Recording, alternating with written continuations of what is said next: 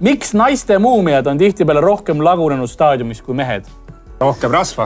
Mina arvan, et lihtsalt hakati hiljem nagu lasti paar päeva toas mädaneda, sest pole nii tähtsad. Jaa. Said veel, see kere oli veel enam-vähem soe, vaata. Ilma loata asjad ära teha, aga keegi ei pahandanud.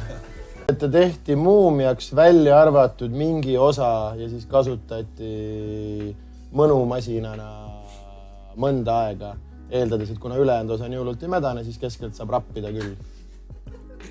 Mul on täpselt sama mõte. Ära küsi siukseid küsimusi!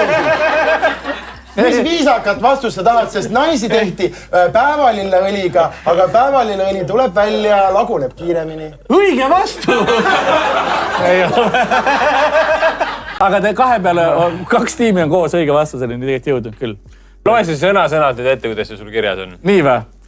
Okei, keha hoiti kodus, kuni see hakkas mädanema, et mumifitseerijad sellega ei seksiks. See on see päris põhjus.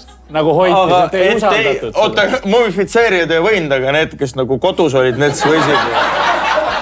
See on Maiduk, kohe leiab selle väikese seadusaugu. Oota, aga see, et mu esimene vastus oli see, et hakati hiljem tegema seda. Sellepärast me annamegi pool punkti, saad 4 peale ära. Nii.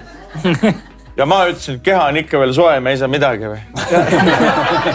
Sooja patsu saad enda. Sooja patsu raisk. Ma apelleerin. Siinkohal mina ei ole süüdi, tema tahtis morbiidset küsimust. Aga sa printisid välja. Tal on ka. Sa tegid eeltööd.